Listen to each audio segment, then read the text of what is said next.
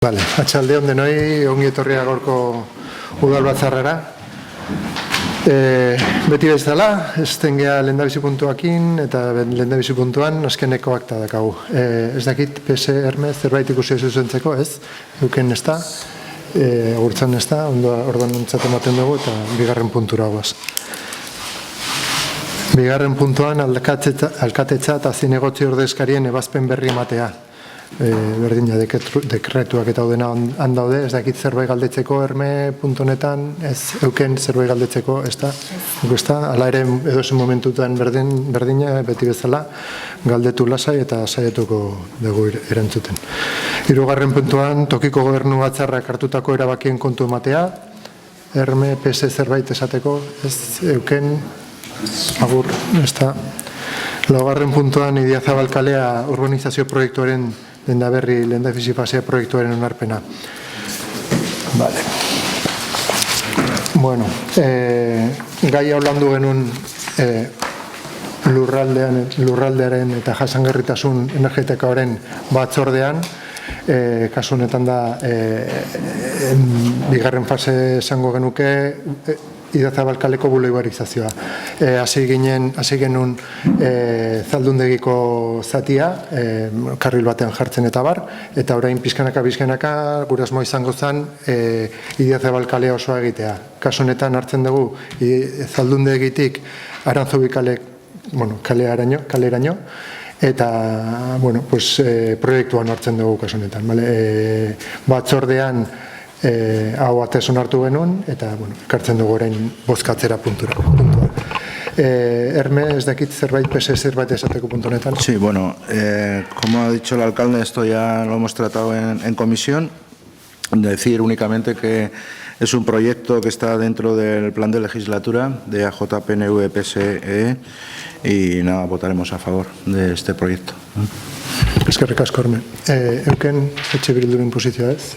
Agurtzanen zerbait esateko? Ez, gu ere aldeko bozka emango dugu, bai proiektu importantea da herrirako, eta ea alik eta azkarren martxan jartzen den. Eskerrik asko. Idoi ez basoz inporta, erabakia irakurtzen dugu. Hori da. Horren bestez, honako erabaki hauek hartzea proposatzen zaizkio udalbatzari. Lehenengoa, Idiazabal kaleko urbanizazio proiektuko Dendaberri lehenengo fasea eraikitzeko proiektu onartzea, eta bigarrena, erabaki hau interesdunei jakinaraztea. Aldeko bozkak. Hau batez, eskerrik asko.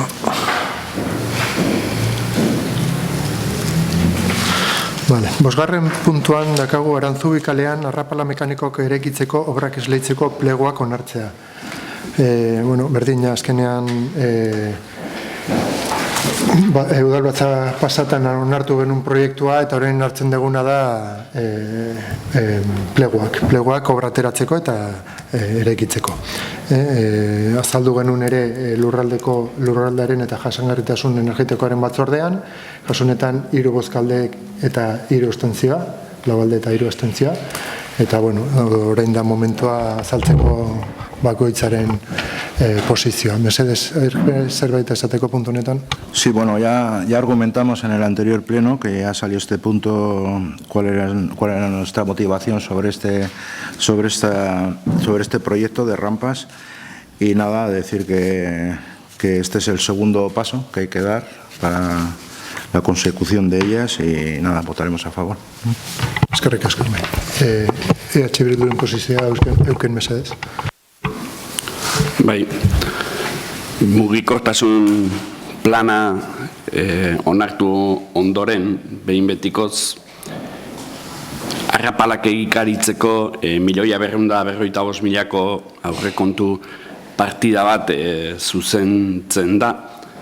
Aurrekontu osoaren ia 10% izanik, gure kezka mantenua izanik, 6.200 biztanle inguruko herri batean egonik, arrapala bakoitzeko kobratzen dutena gehiagizkoa iruditzen zaigu.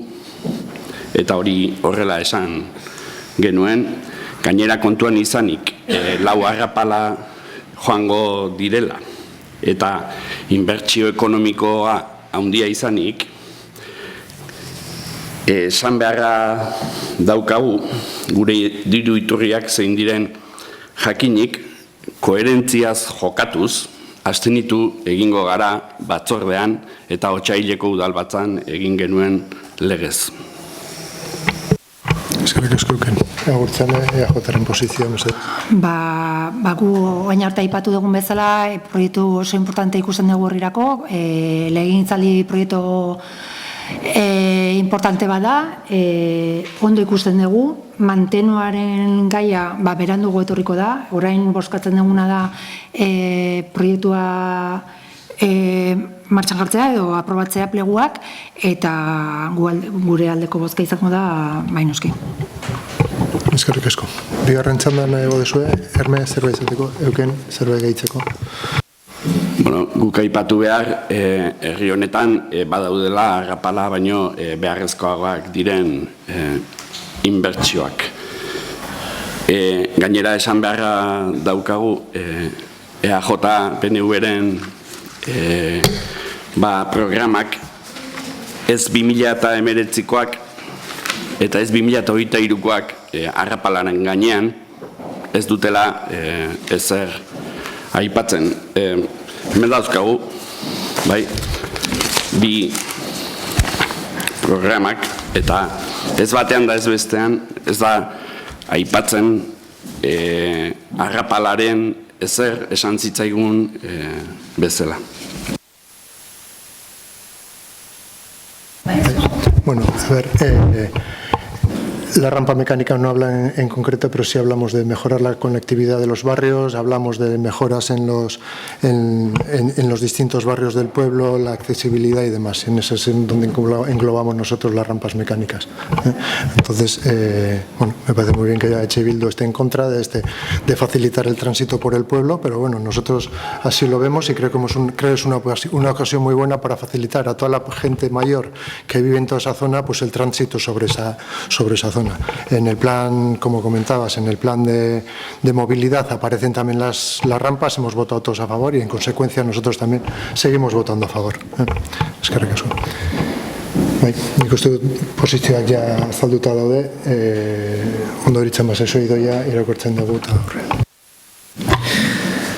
Horren bestez, udalbatzari honak erabaki hauek hartu ditzan proposatzen zaio. Alde batetik, kontratazio espedientea onartzea eta bestetik esleipen prozedurari hasiera ematea, modu ohikoan izapidetuta eta prozedura ireki simplifikatuaren bidez. Erabilita ondorengo kontratuaren Arantzubi kalean arrapala mekanikoak eraikitzeko obrak. Bigarrena, 1.455.859,56 eurotako gastua baimentzea. Ondoren adierazten den aurrekontu partidaren kargura. Hirugarrena, txosten honetan aipatutako kontratua arautzen duen administrazio aginte partikulardunen irizpideak onartzea.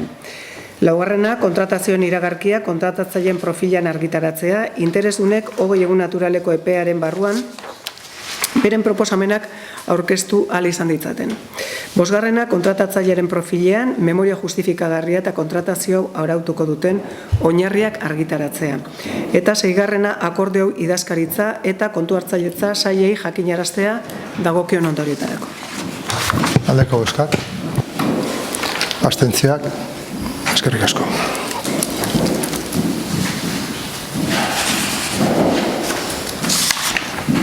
Seigarren puntuan dakagu 2025ko bosgarren urtetako autotaxi zerbitzuaren tarifa bateratuak onartzea. Bueno, zona de régimen especial sartzen duenean indarrean, bueno, pues, afektatutak edo eraginan dagon zona régimen especial hori bateratzen ditugu prezioak. Orduan, handik aurrera egiten duguna da adostu prezioak denontzako. Kasu honetan Oarsoaldea, Donosti eta Buruntzaldean erako. Iaz sortzen ari ginen zona regimen espezial hori, orduan igoeraz ez zen egon. Orduan aurten igo, bueno, proposamena zen igotzea iazko ez zen igo eta aurten igotzen zena. Orduan proposamena da igotzea 5,02 5,0 02 bat. Orduan, pues, bueno, ekartzen dugu hona hemen proposamen hori. Hori jorratu genuen antolakuntzako batzordean eta hau batez onartu zen. Vale. PSE zerbait esateko motonetan Erme, ez, euken zerbait esateko, egurtzen ez da, orduan idoia mesedez. Horren bestez, osoko bilkurari honako erabaki hauek hartu ditzan proposatzen zaio. Lehenengoa 2025 urterako taxien herri barruko tarifen igoera onartzea, eranskinaren arabera. Bigarrena, erabaki hau Eusko Jaurlaritzako Ekonomia eta Ogasun Sailera, Euskadiko Prezioen Batzordera, G-Taxi Gipuzkoako Taxisten Elkartea eta Agitax Gipuzkoako Taxisten Elkartea, Asociación Guipuzcoana del Taxi, elkartetara jakinaraztea dagokion ondoriotarako. Oso ondo. Aldeko bozka? Hau batez, eskerrik asko. Taxigerekin jarraian, 7. puntuan dakago erregimen bereziko zonaldean taxilarian lan egiteko urnetako udalak proposaturiko 2025 urteko egitarauen onarpena. Pues, zona regimen espezial horretan herri bakoitza aukeratzen du egunak dago indarrean zona hori. Orduan, hemen taxilaria proposatu digute proposamen bat, egin dute proposamen bat, eta gure partetik onartu dugu, eta horrela bozkatu dugu batzordetan. Hori, lurralde antolakuntzako batzordean jorratu genuen ere, hau batez onartu zen ere. Vale. Bueno, kasu honetan, proposamena da, egunero urte osoan egotea zona regimen espezial 8-tatik, txaldeko 8-tatik, 7:00, a las 7 de la mañana, desde 8 de la tarde a 7 de la mañana. Eta hori da proposamena. Vale. PSE Erme zerbait esateko, ez euken ez da, agurtzen ez da, idoia orduan, nesagaz. Horren bestez osoko bilkurari honako erabaki hauek hartu ditzan proposatzen zaio. Lehenengoa, onartzea araubide bereziko eremuaren 2025erako egutegia, Gregorio alias Jeriko jaunak proposatuta, G-Taxi Asociación de Taxistas de Gipuzkoa elkartearen izenean, eta gura ordezkatuz. Bertan adierazten denez, beste udalerri batzutako taxiek ordutegi honetan emango dute zerbitzua urnietan. Urte osoan, 8-etatik, 20-etatik, 7-etara. Bigarrena, egutegia jarraipen batzordeari bidaltzea. Eskerrik asko dira. Aldeko bozkak? Hau batez. Eskerrik asko. 8. puntuan dakagu segurtasun eskema nazionala, segurtasun politikarien onarpena. Bueno, pues hori egin behar dugu bai edo bai, eskatzen digute hau betetzea eta bueno, pues hemen ekartzen dugu bozkatzera. Da segurtasunari buruz neurri batzuk eta bueno, pues legez onartu behar dugu. Jorratu genuen antolakuntzako batzordean, hau batez onartu zen eta orain nahi baizu zerbait esan puntu honetan, orain da momentua. Erme zerbait eseko puntu honetan, ez euken ez da, agurtzen ez da, doia. Horren bestez osoko bilkurari honako erabaki hauek hartu ditzan proposatzen zaizkio. Lehenengoa urnietako udalaren segurtasun politika onartzea, segurtasun eskema nazionalaren esparruan, eta bigarrena irizpen adierazpena onartzea segurtasun politikaren esparruan. Aldeko bozkak? Hau batez berriz, eskerrik asko. 9. puntuan dakago Urneta Lasarte bideko lehendabizigarren fasea gozatzeko kontratu hori dagokion kontratu aldaketa onartzea eta proiektu aldatuta onartzea. Bueno, pues, esan genuen bezala jorratu genuen, bai, azaldu genuen lurralduaren eta jasangarritasunaren batzordean, baina bozkatu genuen antolakuntzako batzordean. Kasu honetan, pues, gertatu dena da, pues, obra hasi eta gero konturatu gara, pues, eskabazioa hasten duenean, el firme de donde va la cimentación de los muros de las escolleras, pues que estaba más profundo de lo que se proyectó en un momento, entonces ha habido más excavación de lo que se creía. Orduan, en base a eso, se hace una ampliación del proyecto y lo que se trae aquí a votación es la aprobación de esa modificación. El incremento total serían 209.000 euros, 209.907 euros con 0,9 céntimos, que supondría un 19,97% respecto al precio de adjudicación. Vale. Esan genuen bezala antolakuntzan jorratu genuen eta bozka emaitza zan 4 alde eta 3 kontra. Orain irekiko dugu ronda bat, orduan Herme. Sí, bueno, nosotros es verdad que aparecieron unos imprevistos. Esto está verificado por la dirección de obra, también por la arquitecta municipal y, como no puede ser de otra manera, también por la interventora, ¿no?, del ayuntamiento. Por lo tanto, votaremos a favor de todos estos informes. Eskerrik asko, Herme. Bildu, mesedez. Bai, guk lurralde eta jasangarritasun batzordean esan genuen bezala, aurreikuspen falta iruditzen zaigu. Gainera, aurre proiektua Endarak egin zuen, eta zuzendaritza Endarak darama, ez. Pleguen 20,5 edo igo zitekeen aurre kontutik, ia 20,0 esan dezun bezala, 19,87 igo da. 6 enpresa aurkeztu ziren bezagabeko 1,088,000ko aurrekontua genuen edo partida, eta 868,653,53ko bezik gabeko aurrekontua aurkeztuzun Otegi Gaztañaga Sociedad Limitadak. Lehen aipatu duten bezala, beste 5 enpresa gehiago aurkeztu ziren, Sasoi, Urbikolan, Altunai Uria, Moyua, Excavaciones Peru, bai? Eta beste aurrekontu guziak, 1,040,000, 937,000, 983,000, 930,000, 950,000ko aurrekontuak ziren bezagabe. Orain, 210,000 ia, 209 eta piku dia, gehiago ordainduko dugu, baina gero diru hori jabeek itzuli beharko digute, baina erabakia guk hartzen dugu igotzeko aurrekontua. Ez zaigu bat ere ona iruditzen hori horrela izate. Ezezkoa bozkatuko dugu. Eskerrik asko, agurtzane, zerbait esateko EAJaren partetik. Guk Bilduren postura ez dugu lortzen, azkenian proiektu bat egiten danean askotan hori aurre ikusten da egongo direla ez beharren bat, 20,000 da kopuru normal edo arrunta bat eta ohikoa olako proiektuetan txertatzeko, guri dagokigu onartzea hori egin behar den edo ez, pertsona guztiek edo entitate eta erakunde guztiek eman dute baiezkoa, eta zeatik ez dugu onartuko, guk egiten ari gera obra, gero eskatuko diegu beraiei bueltak, ez? Eta hori onartuta dago. Proiektua bere horretan aurreikuspena eginda dago, 20,000koa, orduan ez detu lertzen zeatik esaten dezun aurreikuspen falta ikusten dezula.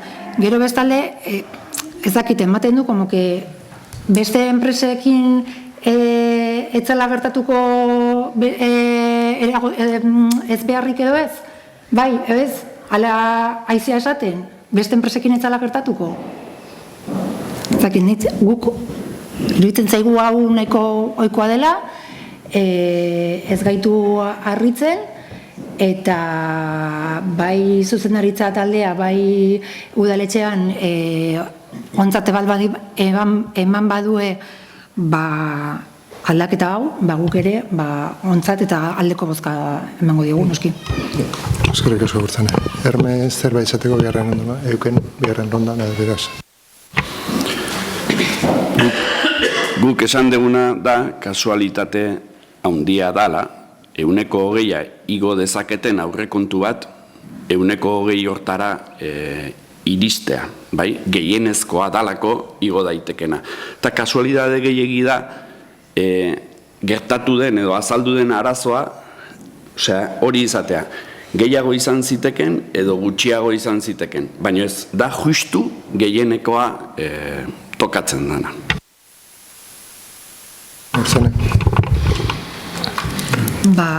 Igual pixkat ikuspegi aldatu, pentsatu beharko genduke, ze ondo kontratuaren modifikazio bat besterik ez degula egin behar, eta ez dugu beste lizitazio bat egin behar bidea, obra jarraitu alizateko.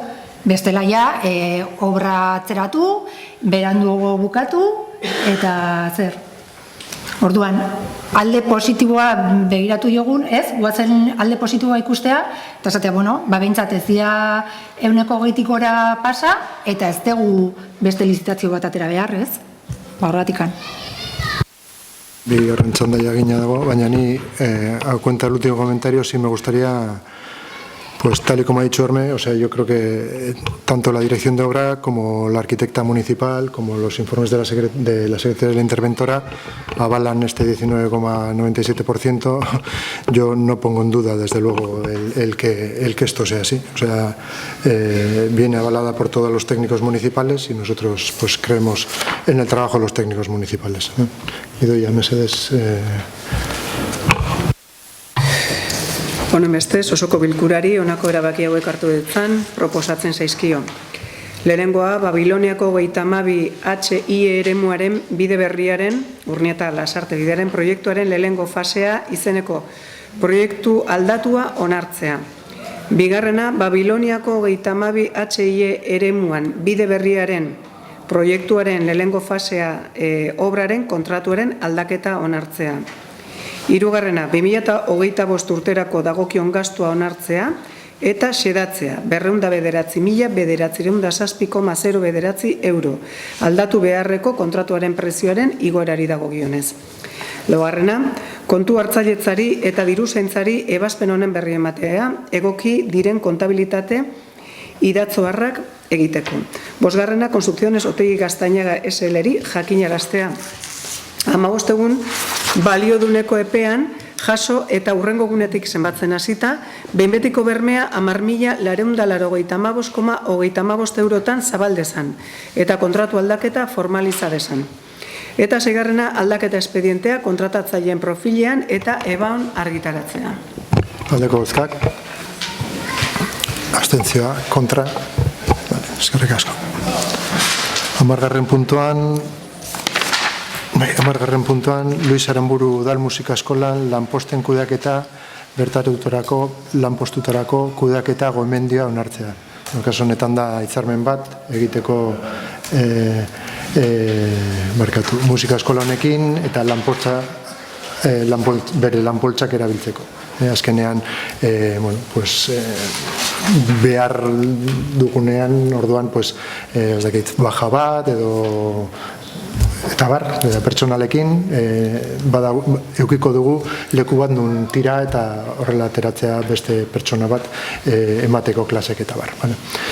Landu genuen antolakuntzako batzordean, hau batez onartu zen, hala ere, nahi bezu zerbait esan, Herme, ez euken, agurtzen, ez da, bideoia ez bazaz importa.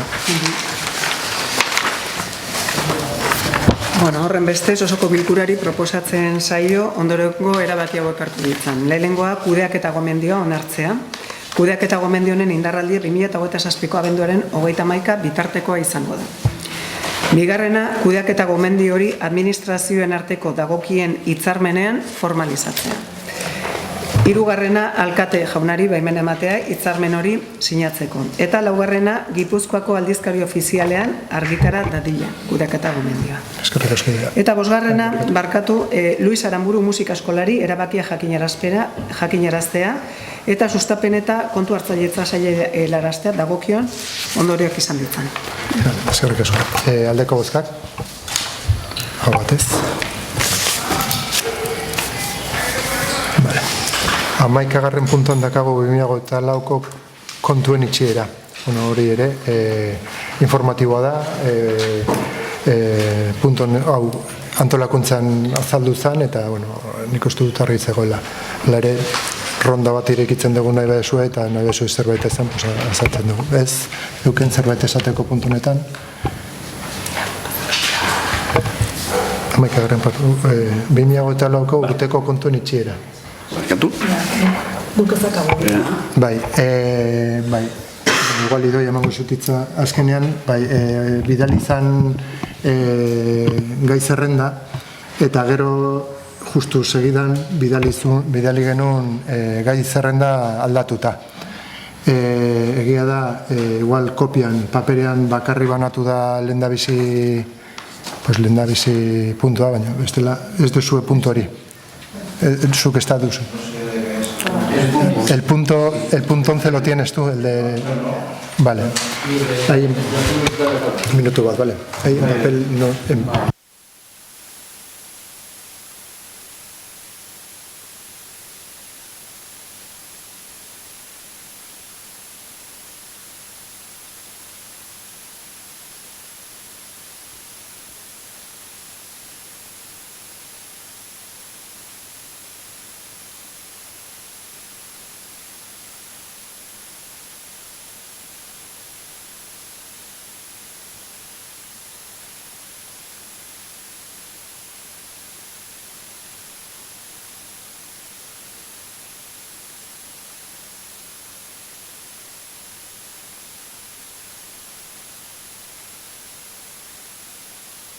Por mi parte no hay ningún problema en incluirlo. Bai, bueno, informatiboa izanik eta batzordetikan pasata dagoenez ez daukagu inongo arazorik. Eskertzen dizuet, azkenean akats txiki bat izan da, baina akats bat izan da. Orduan, 11. puntuan esan dut ezala 2024ko urteko kontuen itxiera dakagu. Antolakuntzan jorratu genuen, azkenean da urteko itxiera, eta, bueno, pues azkenean ronda bat irekitzen dugu nahi badezue azaltzeko zerbait. Ez, euken zerbait esateko, hortzen izan, bueno, pues kontuen eman dugu ja. 12. puntuan dakagu galderak eta eskariak, PSE zerbait esateko puntu honetan, ez, euken zerbait esateko puntu honetan? Bai, guk aipatu nahi genuen Besabin gertatzen ari zaigun arazoa. Eta arazoei konponbidea jarri behar zaie. Arazoa kotxe gehiegi juten zaigu, turismoa sustatu nahi dugu, ondareetara jendea joatea nahi dugu, baina horrek Besabin sortzen diguna da arazoa handi bat, bai bizi lagunentzako edo bai joaten dan edo norentzako kotxe asko karretera iskinean aparkatzen direlako. Horri gehituz, Belondoko aparkalekua ez dagoela erabilgarria, arazoa areagotu egiten zaigu. Eta uste dugu, konponbideen bat lehenbailen jarri behar zaiola. Eskerrik asko. Jasotzen dugu erregua eta kontuan eukiko dugu eta landuko dugu. Zerbait gehiago euken, ez, agurtzan ez da. Orduan honekin bukatzen dugu gaurko udalbatza, eskerrik asko denoi.